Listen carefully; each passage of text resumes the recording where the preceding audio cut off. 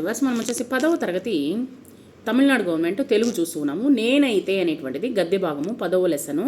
ప్రతి ఒక్కరిలోనూ శక్తి సామర్థ్యాలు ఉన్నాయని తెలుసుకోవడము ఈ యొక్క పాఠం యొక్క ఉద్దేశము.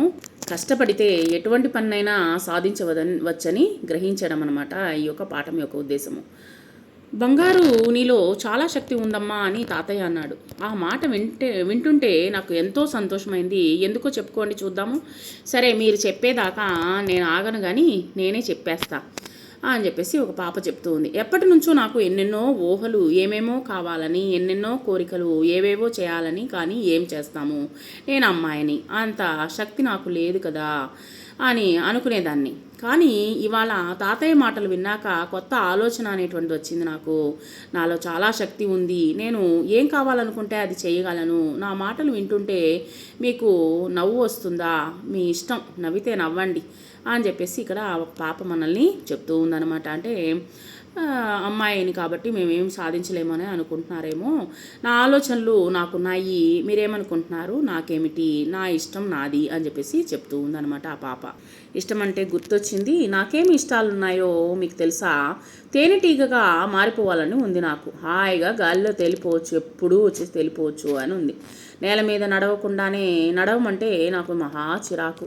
అందుకే తేనెటీగపై రెక్కలు ఊపుకుంటూ అందమైన తోటలోకి వెళ్తా. అబ్బా, అక్కడ ఎన్ని రంగుల పూలు, అవి గాలికి కదులుతూ ఉంటే రమ్మని నన్నే పిలుస్తున్నట్లుంది.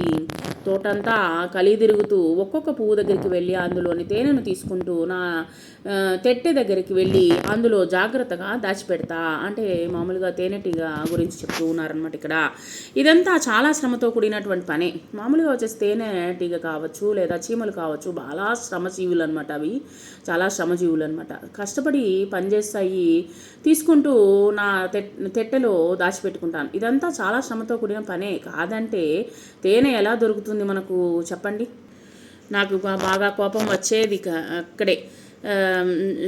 నేనేమో అందులో జాగ్రత్తగా దాచిపెడతా. ఇదంతా చాలా శ్రమతో కూడిన పనే. కాదంటే తేనె ఎలా దొరుకుతుంది మనకు? నాకు చాలా కోపం వచ్చింది ఇక్కడే. నేనెంతో కష్టపడి పువ్వు తిరిగి దాచుకున్నటువంటి తేనెను ఈ మనుషులు ఏం చేస్తున్నారు? అమాంతరంగా తీసుకొని తాగేస్తున్నారు. ఎంత దుర్మార్గము! ఇలా దోచుకోవడం తప్పు కదా. ఒక్క క్షణం ఆలోచించాను. నాకు కోపం పోయి సంతృప్తి కలిగింది. ఎందుకో తెలుసా? నాకు బాగా కష్టమైతే ఉండవచ్చు, కానీ నా శ్రమ వల్ల కొందరి కన్నా లాభం అనేటువంటిది కలుగుతుంది కదా. మామూలుగా వచ్చేసి తేనె అనేటువంటిది ఎక్కువగా వచ్చేసి మెడిసిన్లకి వాడుతారన్నమాట. ఔషధాలకి ఉపయోగించడం కోసము ఎక్కువగా వాటిని ఉపయోగిస్తూ ఉంటారు. అదే నాకు తృప్తి.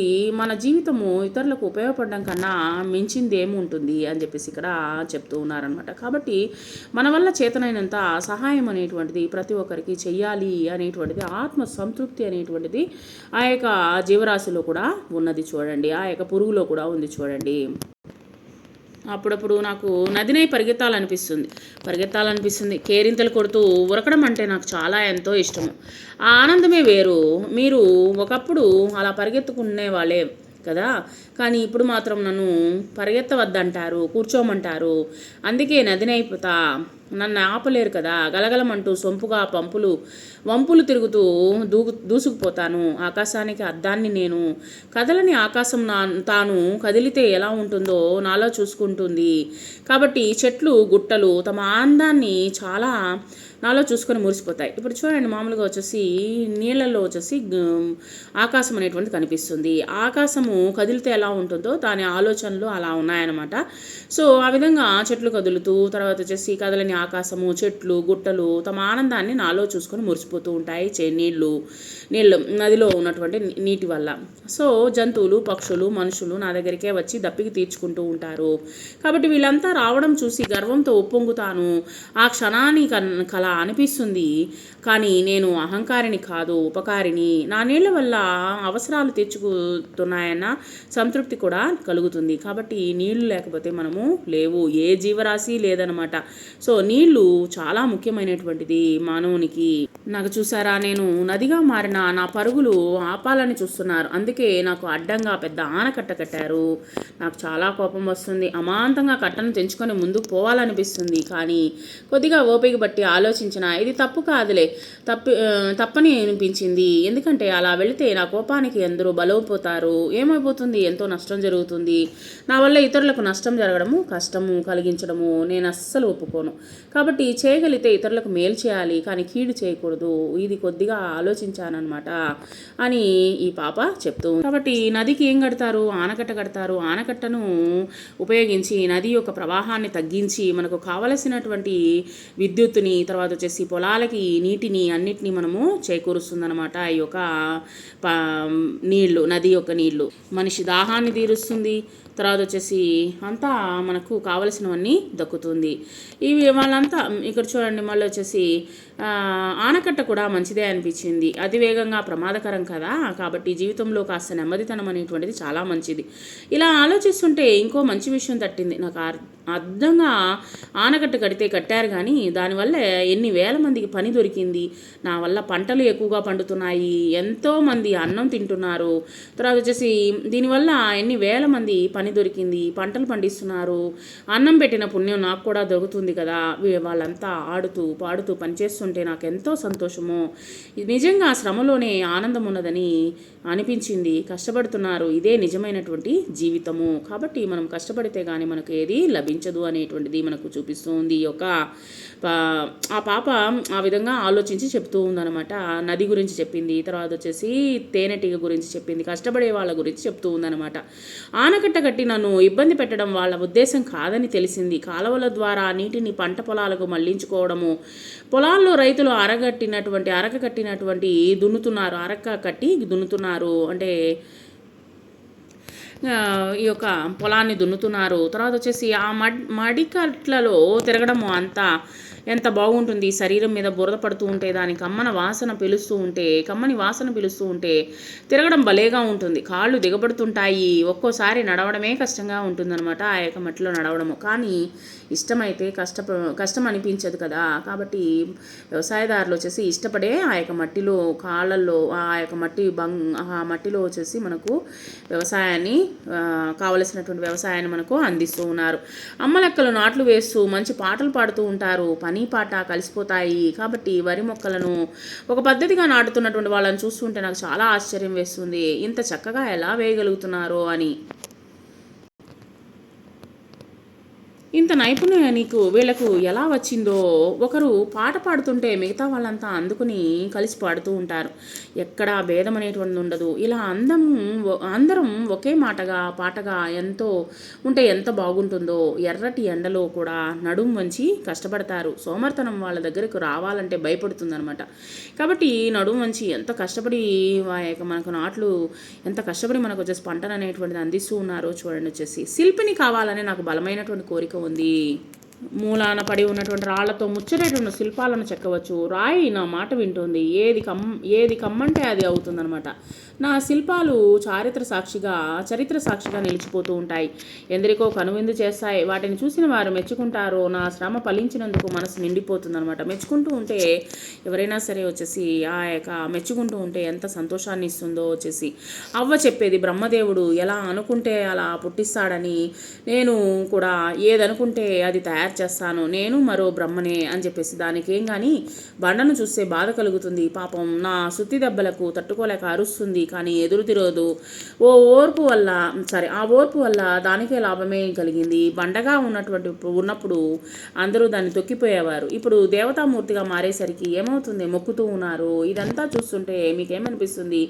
ఓర్పుతో కూడినటువంటి మంచితనం వల్ల గౌరవం అనేటువంటిది కలుగుతుందని, శ్రమించకపోతే ఫలితం అనేటువంటిది రాదనిపిస్తుంది.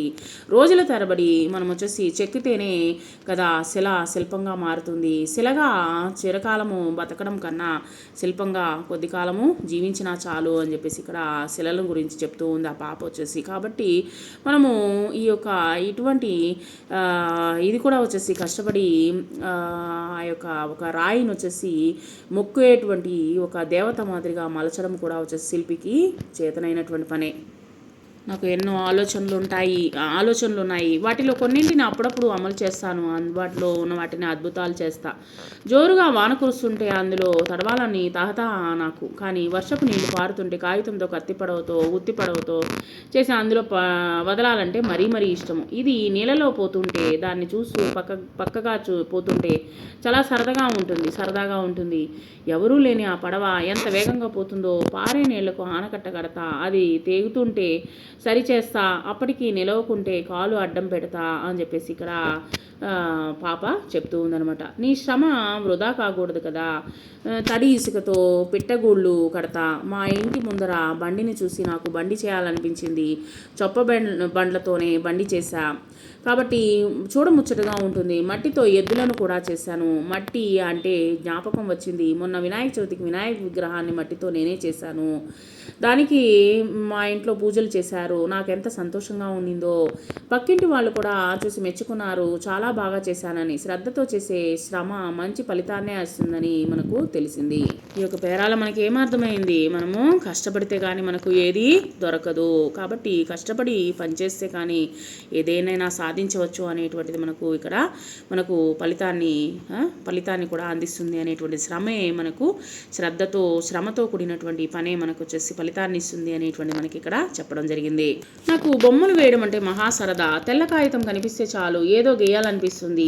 నేను చూసిన సీతాకోచిలుకలను పట్టి కాగితం మీద పెట్టగలను. మా ఊరి పక్కన గుట్ట మీద ఉన్నటువంటి గుడిని కాగితంలోకి రప్పించి కదలకుండా చేయగలను. పత్రికల్లో వచ్చేటువంటి బొమ్మలను నా కాగితాల్లోకి పిలిచి మురిసిపోతాను. మనుషులను చూసి అచ్చంగా అలాగే వేయగలను. ఇదంతా తలుచుకుంటే నేనేమైనా చేయగలను అనిపిస్తుంది. ఒకసారి ఏమైందంటే నా మిత్రుడు ఆంజనేయ స్వామి బొమ్మ చేశాడు. తల మాత్రం వేయాల్సి ఉంది. ఇంతలో ఇంటర్వెల్ గంట కొట్టారనమాట. బయటికి వచ్చేసరికి ఎదురుగా వేప చెట్టు మీద ఒక కోతి కనిపించింది. వెంటనే నాకు ఆ కొంటె కోతి ఆలోచన అనేటువంటి వచ్చింది. సగం వేసినటువంటి బొమ్మకు కోతి ముఖాన్ని తోకను పెట్టేశాను. కింద పేరు రాసి నా మిత్రునికి చూపించా. ఇంకేముంది, వాడు చెంగున నా మీదకు దూకాడు. నేను ఒకటే పరుగు అనమాట. నువ్వు చేసిన పని ఏంటి అని చెప్పేసి తిట్టాడు అనమాట. పరుగులు తీస్తూ నేను అక్కడి నుంచి పరిగెత్తానమాట. మా పాఠశాలల్లో చిత్రలేఖనము పోటీ పెట్టారు. చాలా కష్టపడి మా ఊరి బొమ్మ వేశా. ఎంత బాగా వచ్చిందనుకున్నారు? నా చిత్రానికి మొదటి బహుమతి. నా తోటి విద్యార్థులు చప్పట్లు కొడుతూ ఉండగా నేను బహుమతి తీసుకోవడానికి వెళ్తుంటే మహారాణి అయినట్లు మురిసిపోయాను. మా ప్రధానోపాధ్యాయులు నాకు బహుమతినిచ్చారు. నా చిత్రాన్ని మెచ్చుకుంటూ ఉన్న ఊరు కన్నతల్లి మీద గౌరవం ఉండాల్సిందేనని భుజం తట్టారనమాట. అమ్మ అక్కడే వచ్చిందనమాట. వచ్చి అక్కడికి దగ్గరికి వెళ్ళి బహుమతి చూపించాను. ఆమె కళ్ళలో నీళ్లు, కాళ్లకు దండం పెట్టారు. అమ్మ కన్నీళ్లు ఆశీస్సులుగా నా తలపై పడ్డాయి. ఇన్నాళ్ళుగా నేను చేస్తున్నటువంటి సాధన ఫలించింది కాబట్టి శ్రమ ఎప్పుడు వృధా కాదన్నటువంటి మా ఉపాధ్యాయుల మాట అనుభవంలోకి వచ్చింది. కాబట్టి అనుభవిస్తే కానీ మనకు తెలియదనమాట. మరుసటి రోజున నేను గీసినటువంటి చిత్రాన్ని పాఠశాల గోడ మీద పెట్టారు. అది చూస్తున్నప్పుడు నా మనసులో గాల్లో తెలిపోతున్నట్టుండింది. బాగా శ్రమిస్తే చిత్రలేఖనంలోనే కాదు చదువులో కూడా మొదటి స్థానంలో నిలవవచ్చని తెలిసిపోయిందనమాట. ఈ పాఠంలో అర్థాలు చూద్దాము. సౌందర్యము, అందము, సమాజము, ప్రజల సమూహము, పరవశించడము, ఆనందించడము, ఆకాశం, గగనం, శరీరం, తనువు, నైపుణ్యం, ప్రతిభ, ఓర్పు, సహనము, తెట్టు, తేనె తొట్టి అంటే తేనెను దాచుకునేటువంటి ఇదనమాట, తేనెగూడు. పర్యాయ పదాలు: ఆకాశం, అంబరం, అంతరిక్షం, గగనం. కోరిక, అభిలాష, కాంక్ష, ఇచ్చ. సంతోషం, ప్రీతి, హర్షం, ఆమోదం. అందం, ఒప్పు, అలరు, కొమరు. శిల, రాయి, గ్రావం, పాషాణం. నానార్థాలు వచ్చేసి వినాయకుడు, గరుత్మంతుడు, బుద్ధుడు, గురువు. చిత్రం అంటే బొమ్మ, మనోహరం, ఆశ్చర్యం. వర్షం అంటే సంవత్సరం, వాన, మబ్బు. శ్రద్ధ అంటే ఆసక్తి, నమ్మకం, ఆదరం. ప్రకృతి వికృతులు వచ్చేసి పుణ్యం, సంతోషం, సంతసం. ఆకాశం, ఆకాశం. అడవి, అటవి. పక్షి, పక్కి. ఆశ్చర్యం, అచ్చెరువు. ఒక పాఠంలో సందుల గురించి చూద్దాం. ఇష్టమైతే ఇష్టము ప్లస్ అయితే ఉకార సంధి. ముచ్చటైన ముచ్చట ప్లస్ అయిన అకార సంధి. ప్రధానోపాధ్యాయులు ప్రధాన ప్లస్ ఉపాధ్యాయులు గుణసంధి. సమాసాలు వచ్చేసి కమ్మటి వాసన, కమ్మనైన వాసన. విశేషణ పూర్వపద కర్మధారయ సమాసము. దేవతామూర్తి, దేవత యొక్క మూర్తి. షష్ఠీ తత్పురుష సమాసము. బ్రహ్మదేవుడు, బ్రహ్మ అను పేరు గల దేవుడు. సంభావన పూర్వపద కర్మధారయ సమాసము. ఈ విధంగా మనము పాఠంలోని గ్రామర్ అంతా చూసాము. ప్రశ్నలు వచ్చేసి నోట్స్ రాసేటప్పుడు చూద్దాము.